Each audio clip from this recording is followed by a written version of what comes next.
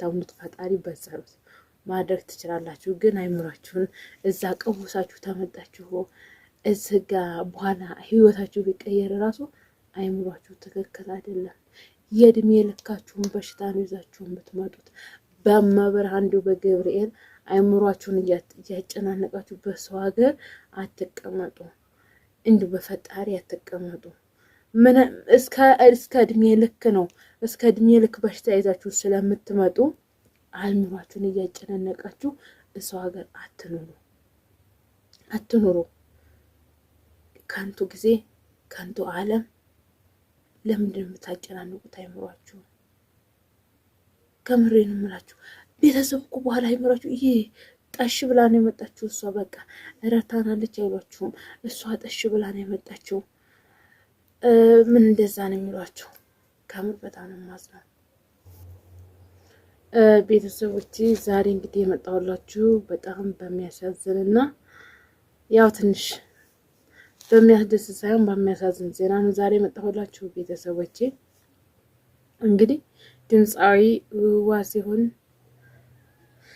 ረታ ተስፋ ከዚህ ዓለም በሞት ተለይቷልና በጣም ነው የሚያሳዝነው። እንግዲህ ለቤተሰብ መጽናናትን እመኛለሁ። እንግዲህ ወንድማችን ነፍሱን ይማረው ማለት ነው። እንግዲህ ነፍስ ማር እያላችሁ እናንተ ኮሜንት ላይ ይህ እንግዲህ ወጣት በጣም ልጅ ነው የሞተበት መንስኤ በድንገተኛ እንግዲህ አደጋ ነው ህይወቱ ያለፈው ማለት ነው። በጣም ነው የሚያሳዝነው እና እውነት በጣም እንጃ ብቻ እኔ ራሱ ማመን አቅቶኛል እግዚአብሔርን።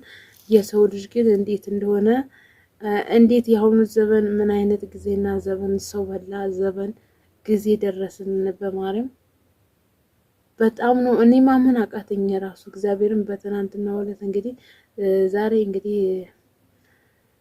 ዛሬ ቀን ስትመሰራችሁ ቤተሰቦቼ ዛሬ ቀን ግንቦት 19 ነው። እንግዲህ እሱ ደግሞ የተቀበረው ግንቦት 18 ነው በትናንትናው ዕለት ማለት ነው። የቀብር ስነ ስርዓቱ በደማቅ ሁኔታ ተቀብሯል ማለት ነው። በጣም ነው የሚያሳዝነው እግዚአብሔርን። እንዲህ የሰው ልጅ ግን እንዴት ነው አርጅቶ ወይንም ጊዜውን ጨርሶ ወይንም ማሰበበት ደርሶ የሚሞተውን በጣም ነው ያዘንኩትኝ። ከእንደዚህ አይነት አደጋ እግዚአብሔር ይሰውራችሁ፣ መጨረሻችሁን ፈጣሪ ያብጅላችሁ። በጣም ለሁላችንም መጨረሻችንን እግዚአብሔር ያብጅልን። እንዲሁ ለንስሐ ሞት ያብቃን። እውነት የሰማይ ቤትን እንኳን እኮ አብጅቶ መሞት ትልቅ ነገር ነውና እንደተማላ እንደወጡ መቅረት እኔ እንጃ ብቻ በጣም ከባድ ነው ቤተሰቦች። በጣም እኔ ይሄን ነው ልላችሁ አልችልም፣ ግን የተሰማኝ ስሜት እውነት የምምላችሁ በጣም ነው የተሰማኝ። እንዴ የሰው ልጅ በቃ ሞተ ነው እንጂ ኖረ እንደዚህ ሲባል አይታወቅም። በቃ በወጣት እድሜው ገና ነው እግዚአብሔርን ገና ነው። ምነው አርጅቶ ቢሆን ምነው የተወሰነ እድሜ የተወሰነው ነው ወዶ ቢሆን ደስ አይሻልም? ሲው ማርና ክርስቶስ እንደዚህ አይነት አደጋ ግን ፈጣሪ ሰዋችሁ ቤተሰቦች። በጣም ነው የሚያሳዝነው። ለቤተሰቦች መጽናናት እመኛለሁ። ነፍስን ይማረው ወንድሜ በአጸደ ገነት ያኑር ፈጣሪ። ለምንሰራው ይቅር ይበለን እሱ እንደኛ ሳይሆን እንደሱ ምሕረት እንደሱ ቸርነት እንደሱ ይቅርታ ያስበን ቤተሰቦቼ። እና ያው ከዛ ጀርባ ደግሞ የምትሉኝ ጥያቄ የምታስቀምጡልኝ ያላችሁ ኮሜንት ላይ ማለት ነው። ብርቱካን ወለድሽ ወይ የምትሉኝ ያላችሁና አልወለድኩም። ኦኬ አልወለድኩኝም ማለት ነው። እና ያው ኮሜንት ላይ ሳያስቀምጣችሁልኝ ኮሜንት ማለት ስለማልችል ነው። እኔ በጣም ነው ኮሜንት የምከታተለው ማለት ነው። በዛ አጋጣሚ ልንገራችሁ ብዬ ነው። ያው ሁላችሁም መልካም ምኞታችሁን የምትገልጹልኝ እህቶች ያላችሁ ከባርጌ ነው የማመሰግነው። እንግዲህ ብዙዎቻችሁም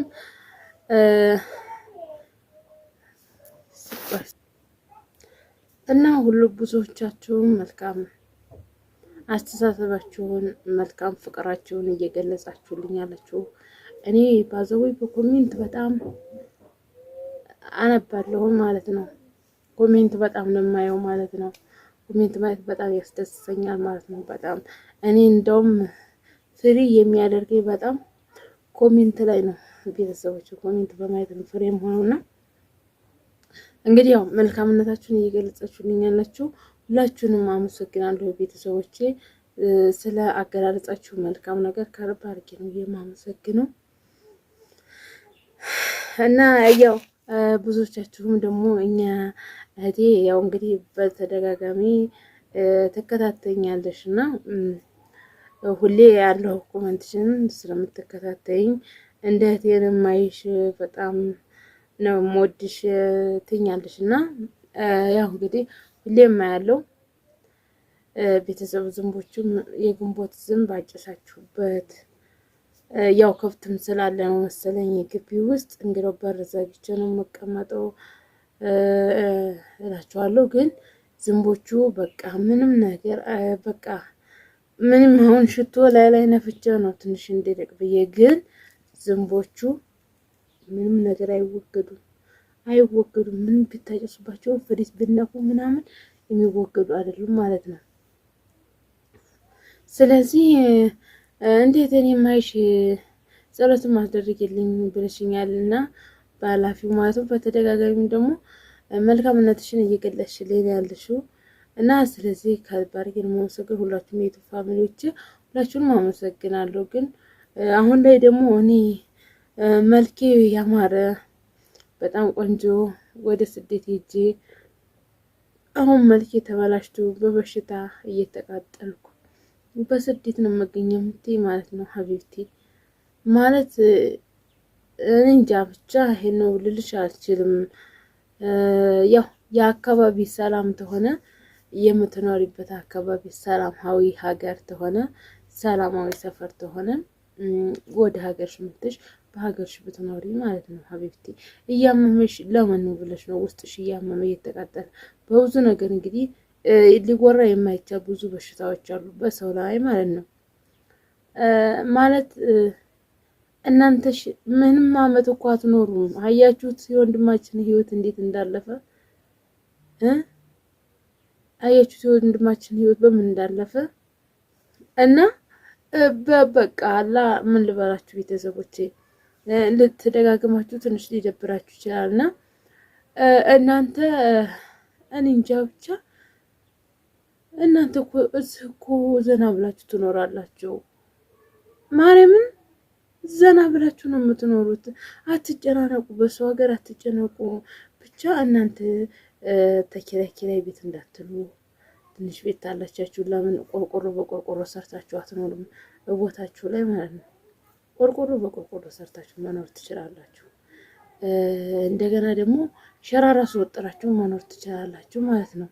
እና ከአቅማችሁ በላይ ያለን በሽታ ይዛችሁ በቃ ለተለያዩ በሽታ ባይሆን እረፍት አድርጋችሁ እንደው ሀገር እንኳን መኖር ባትፈልጉ ገባችሁ ሀገራችሁ ገብታችሁ አይታችሁት እረፍት ወስዳችሁ ጤናችሁን ጠበልም ሆነ በቃ አይምሯችሁን በእረፍትም ቢሆን አድሳችሁ ተመልሳችሁ መሄድ ትችላላችሁ። በዛው የአረብ ሀገር በጣም ነው እንትን የሚለው። እኔ ራሱ አይምሮዬ አረብ ሀገር ነው ያለው፣ ይሄ ጭንቅላቴ ማለት ነው።